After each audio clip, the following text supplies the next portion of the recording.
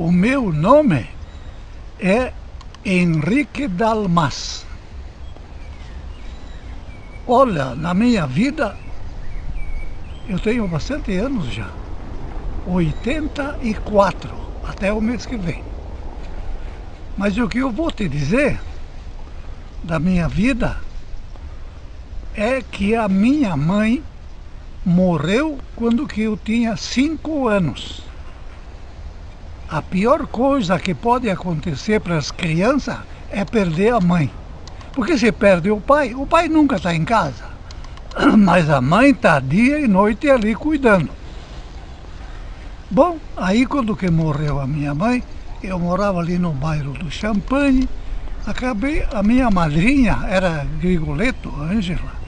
Aí ela pegou, me levou para casa dela e eles me criaram aí, os Grigoletto.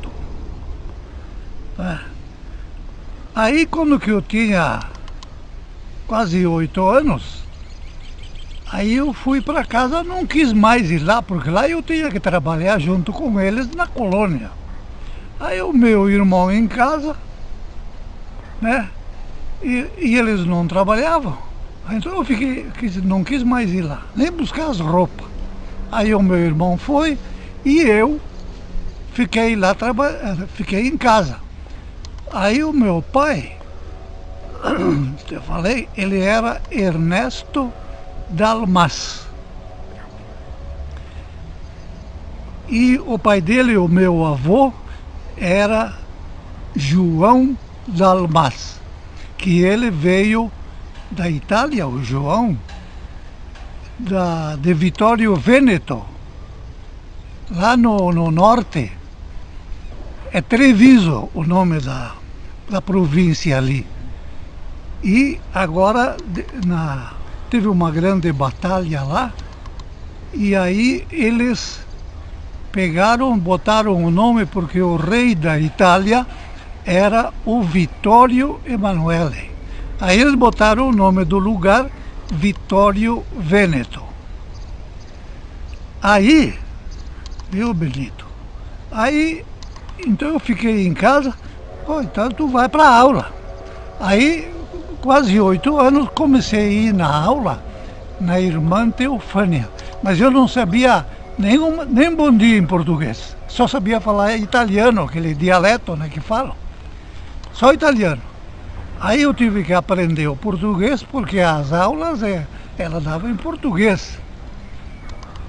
Lá de cima, onde que tem uma oficina hoje lá da Tramontina, era do lado de cima, tinha um casarão comprido e os ferroviários moravam cada casa assim, cada porta morava uma família.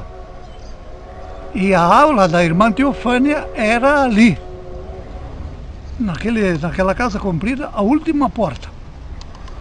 Bom, aí acontece que eu fiquei estudando na Irmã Teofânia. Aí fizeram o Santa Inês aqui embaixo, trouxemos todos os bancos no muque, um na frente e um atrás, porque os bancos naquele tempo era que nem banco da igreja, cabia 5, 6 alunos cada banco. Então o único acidente que deu é que o Arthur Brunello tropicou e arrancou fora a unha do pé. Bom, aí fomos lá no Santa Inês, então na aula lá, ia na aula lá no Santa Inês e tal, né? Porque lá em cima não era Santa Inês. Santa Inês passou aqui embaixo quando foi construído o colégio, era tudo de madeira. Bem, aí no colégio, então vai, estuda primeiro, segundo, terceiro, quarto ano, quinto não tinha, mas tu tem que ir para a aula, a mesma coisa. O meu pai, eu não quero vagabundo andando na rua, tem que ir para a aula. Sim, mas não tinha dinheiro. Não tinha nem dinheiro, que não chegava nem para comprar comida. Tudo bem, então, ia na aula, terminou o quarto ano, vai de novo mais um ano, mas no mesmo curso.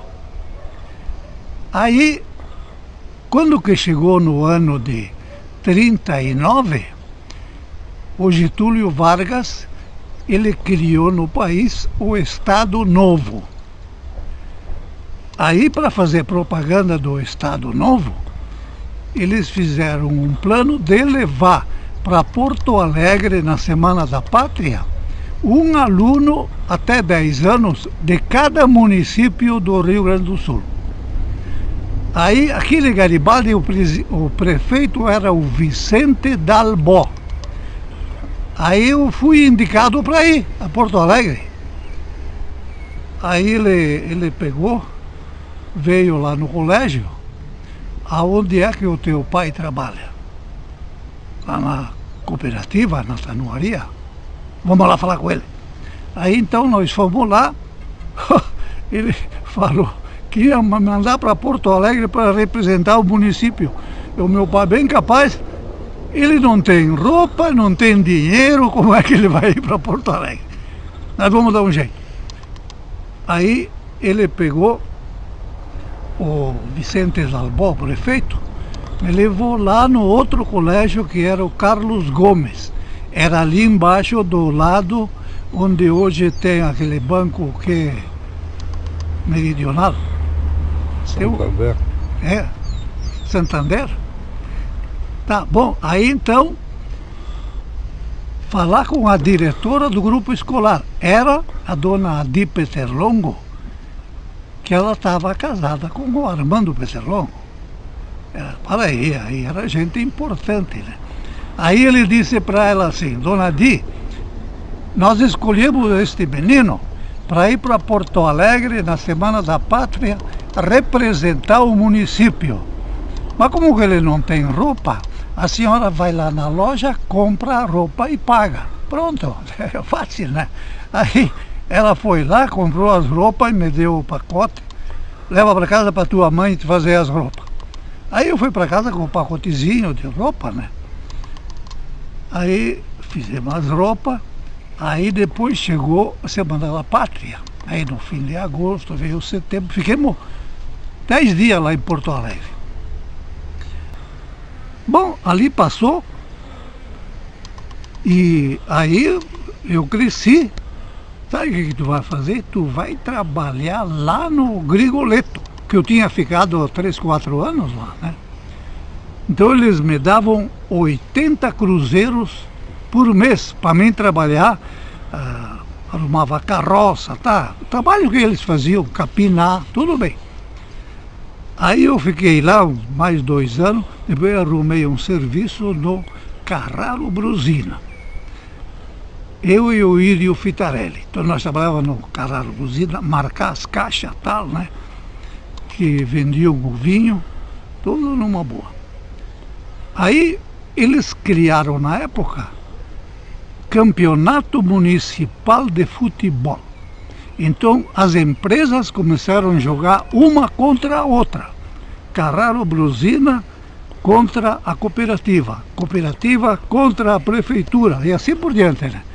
Então mas acontece que eu e o Írio, nós treinávamos, nós jogávamos até direitinho, né?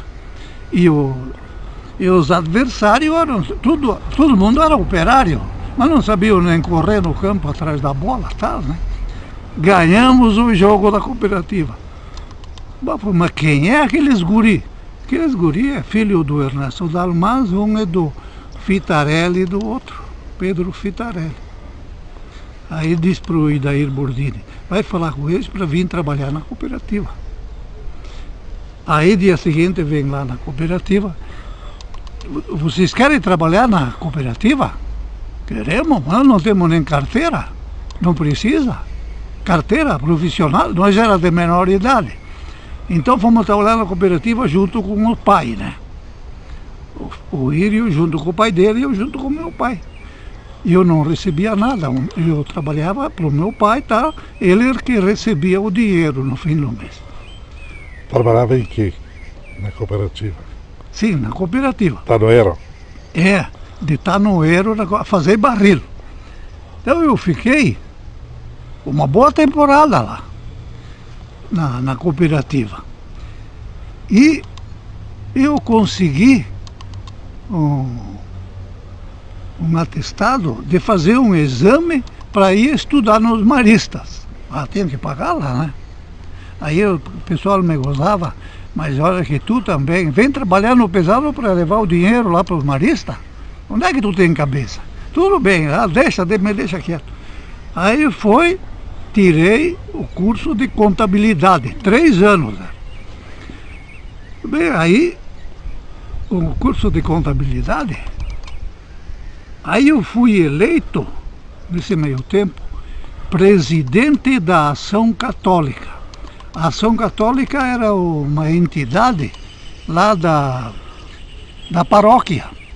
E ela era a entidade que mantinha a rádio, a Ação Católica. Tá? Então foi, mas não dava aqui em Garibaldi para manter uma rádio. Não dava nem em Bento. Aí tinha a rádio em Roca Salles, rádio em Montenegro, essas fecharam. A Roca Salles nunca mais abriu. A Montenegro, depois de 5 anos, abriu. Então o padre me convidou para ir trabalhar na rádio. Tudo bem, então lá é barbada, né? Aqui no pesado, na tanuaria era pesado. Aí na rádio, mas como não dava porque os que tinham trabalhando foram todo mundo embora porque não dava para receber dinheiro. Aí eu fiquei trabalhando um dia tal. Fiquei trabalhando para ver se dava para manter ou não dava. Aí só eu sozinho na rádio. Tinha que falar, botar os discos no controle, sozinho. Aí sabe o que eu vi? Peraí. Se não dá para pagar outros meninos para vir ajudar. Então eu ia de manhã às 7 horas, abria a rádio e trabalhava na Rádio Garibaldi até às 9 da manhã. Aí fechava a rádio. A rádio se localizava onde? A rádio funcionava na União de Moços Católicos. Mas eram os aparelhos tudo rudimentar que quem tinha construído foi o Marcos Balbinotto. Tá, ele puxou um fio em cima que servia de antena do telhado e pendurou atrás ali o transmissor. E nós trabalhávamos, chegava até em Bento a rádio. Aí foi passando, o tempo foi passando. Então, eu abria a rádio às 7, às 12, não, às 9 eu fechava. Às 12 ia lá e abria até às 2 da tarde. Aí fechava de novo. Aí depois de noite, às 18 horas ia lá, abria mais 2 horas. 2 horas cada turno assim. Mas eu sozinho. Botava os discos, lia uma propaganda, porque quem quer fazer propaganda, pede para comércio de Garibaldi estava. Me disse assim, então no intervalo eu ia fazer pesquisa, pedi se eles queriam fazer propaganda. Fechemos a rádio? Não fecha, mas então quem é que vai pagar para ficar no ar a rádio? Então paga 5 pila, 10 pila, não dá para pagar isso? Mas eu faço propaganda, 5 pila por mês, 10 pila por mês, eu faço propaganda assim todos os dias, porque não tinha. Ia vender para quem? Então tá. Aí nós irradiava o terço e nós cobrava os patrocinadores, mas ficava para a rádio para poder encontrar dinheiro para pagar a despesa, né? Da Ação Católica nós tinha a equipe, nós tínhamos alto-falante e corneta e nós íamos nas capelas a brilhantar as festas, né? Voz da Ação Católica aqui, brilhantando a festa, mande dedicatória. Mas ninguém mandava dedicatória. Sabe que entrou na moda fazer dedicatória, porque aí entrou na moda quando que casou o Idair Bordini. Ele trabalhava na cooperativa, filho do Salvador Bordini, que era inspetor de aulas, né, dos colégios. Aí o Idair Bordini estava namorando a filha do Mazini, Mariazinha. Bom, então, o dia que ele casou, eu fiz dedicatória toda manhã, toda tarde, sábado, no domingo a mesma coisa. Mas só que ninguém pagou nada, né? Aí foi, e o Idair era do PSD, Partido Social Democrático. Foi uma temporada, aí tinha o Leonório Bortolini de Marcorama, era vereador. Ele disse assim: pensa que é só aqueles luxentos da cidade que mandam dedicatória? Nós também vamos mandar. Pediu para a noiva, compra um caderno lá em Garibaldi, marca o nome de todos os que vão no nosso casamento. Aí levou lá e disse assim: olha, eu quero mandar as dedicatórias, todas que tem aqui. Eu disse: só que nós vamos cobrar. Sim, mas então eu pago adiantado. Ah, então tá bom. Aí contamos as dedicatórias. Deu dedicatória para fazer todo sábado e todo domingo. Duplicou o faturamento da rádio. Aí tá, tudo bem. Depois entrou na moda fazer dedicatória. Então, quem tinha um pouco que era remediado, mandava dedicatória. Pegavam onde que tinha o banquete, botavam um rádio em cima do balcão da bodega, lá onde que tinha o banquete, para ouvir as dedicatórias.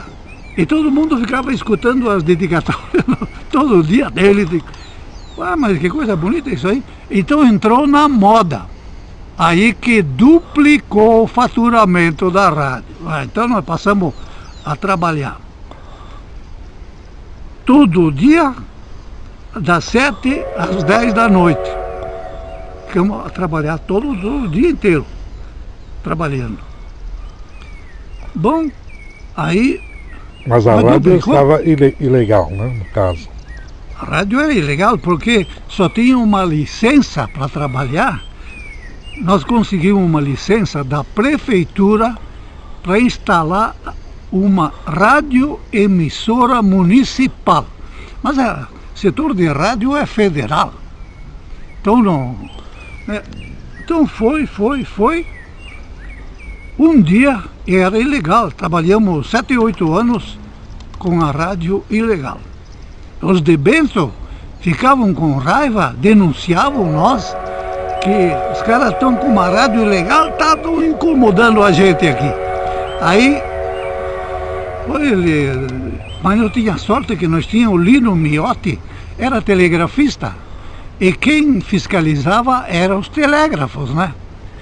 Lino, aguenta um pouquinho aí que vai vir, porque nós tínhamos contratado cara lá no Rio para legalizar, para representar a rádio, para apoiar, de apoio, para conseguir a licença.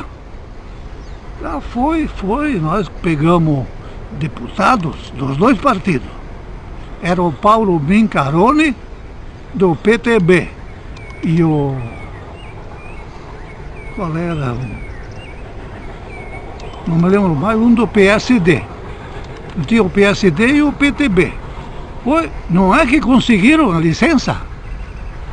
Não, mas aí nesse meio tempo, porque quem tinha a primazia de instalar uma rádio numa cidade eram os partidos políticos, tinham preferência do governo.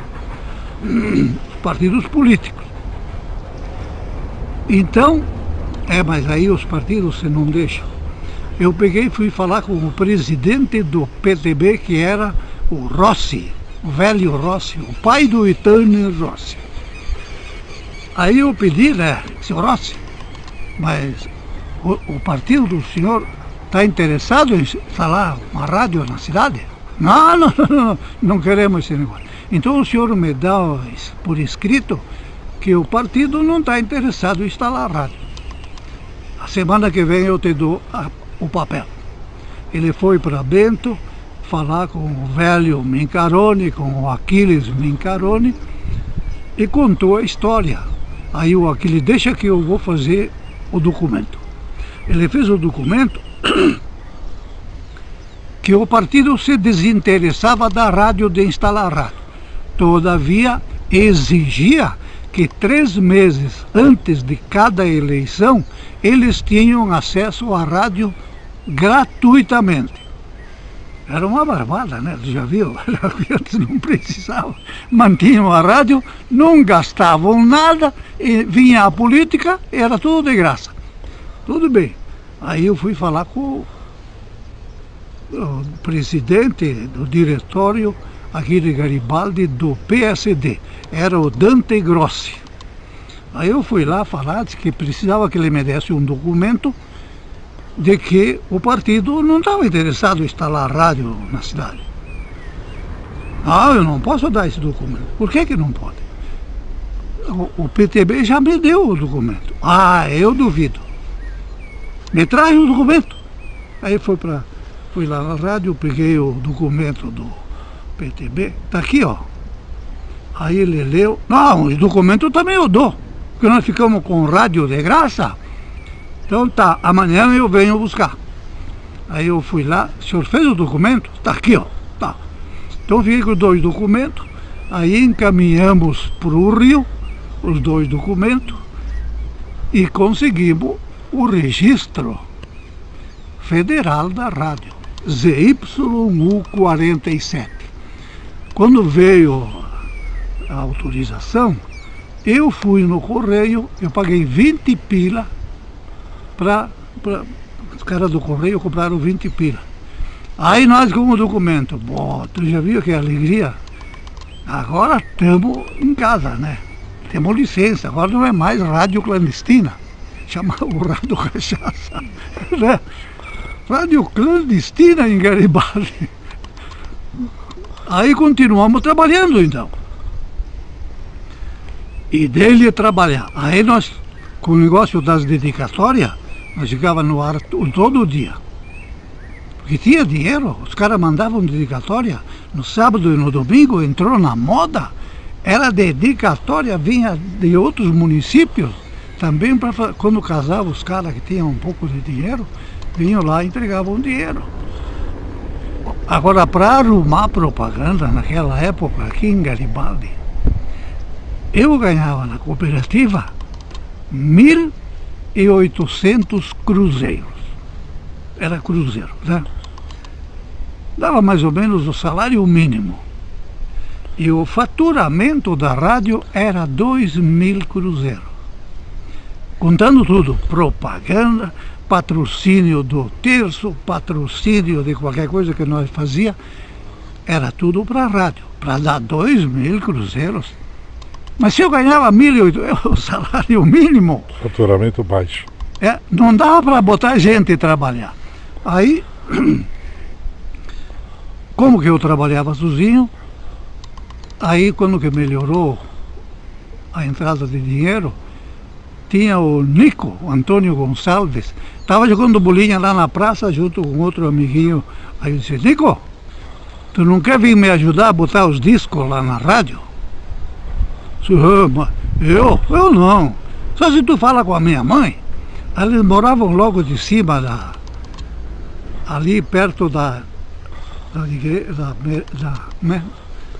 Ermida, Nossa Senhora de Fátima. Tinha uma casa da prefeitura lá de Madeira, eles moravam lá. O Gomercindo e a mãe do Nico, sabe? Ele e o irmão dele também moravam lá. Aí eu disse se ela deixava ele vir lá me ajudar a botar os discos na rádio. Lá pelas tantas nós não tinha como fazer um noticiário. Se nós fizéssemos um noticiário, porque no começo, quando que foi instalada a rádio, bem no começo, quem fazia o noticiário era o Claymar Lourenço. Fazia o Rádio Jornal Ford, porque ele trabalhava lá na Ford, né?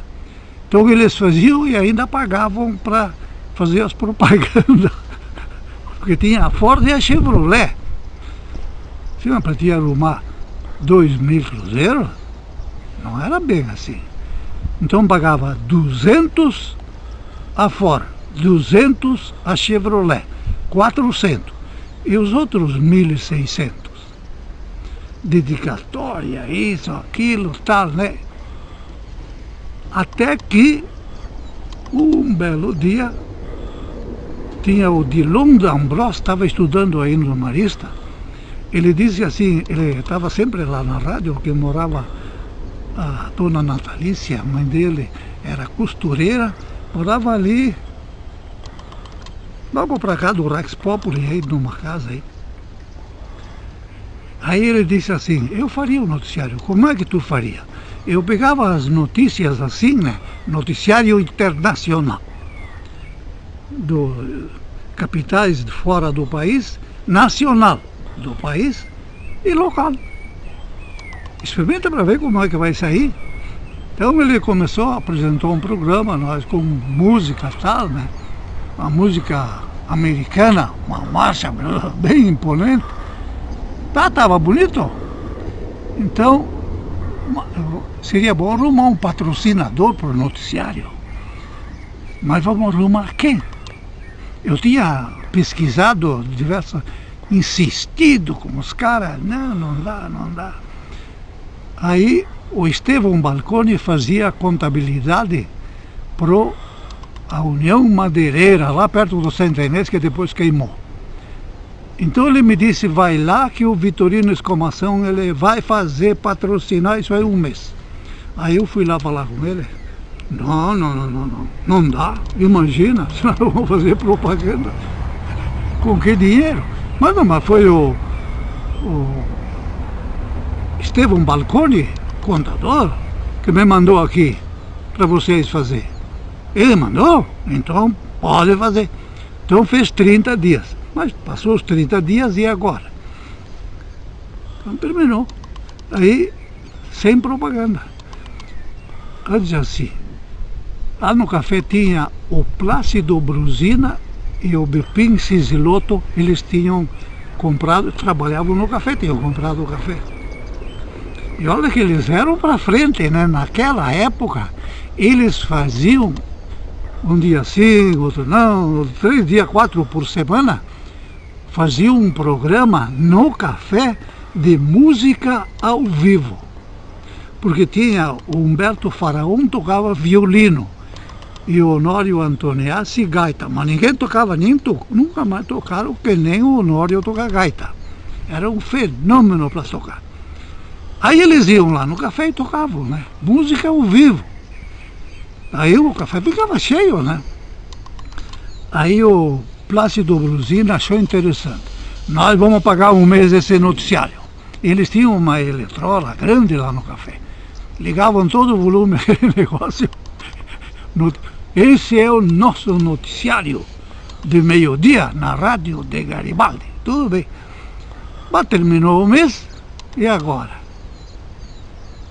Procura um lado, quem é que vai pagar o noticiário? Aí tinha o padre Eugênio. O padre Eugênio era um padre gordo, né?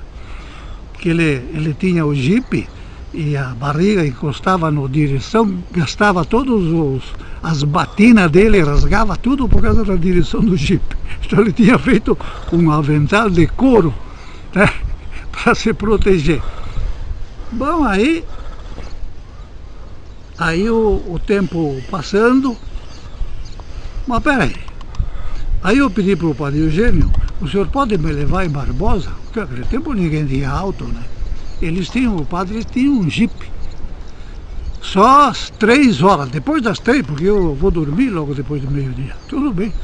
Pode dormir, depois o senhor me leva quando que levanta. Tá, tudo bem. Aí ele me levou lá em Barbosa e eu tinha o Raul Giacomoni, era meu colega no colégio, né? Então e nós tocava a flauta dele porque ele era operário da Tramontina de salário mínimo.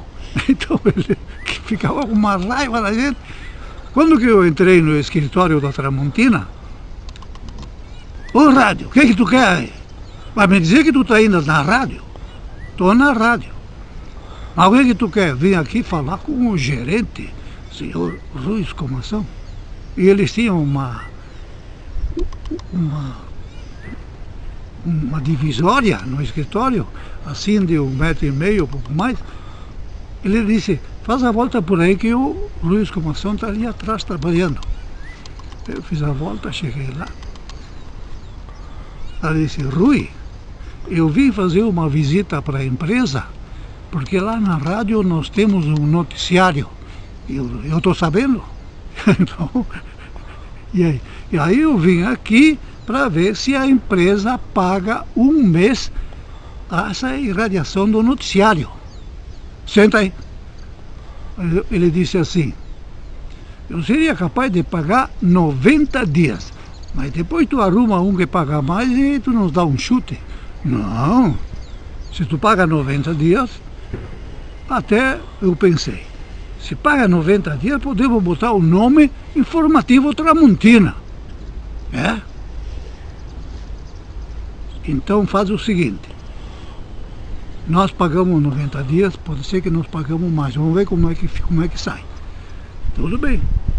Faça o contrato aí por 10 anos. Queria vender um mês, 10 anos. Bom, vamos fazer ligeiro para não se arrepender. Aí preenchi o documento, tal, né? Ele assinou, ele diz assim: Raul, eu vou dar uma volta lá na empresa, que enquanto que eu escrevo o texto para ele ler. Tudo bem, então nós descemos, fomos dar uma volta e o Raul aqui tem tal, fábrica de canivete, que tem aquilo aqui, se encaixota, tudo uma boa. Quando que nós voltamos, o Rui já tinha feito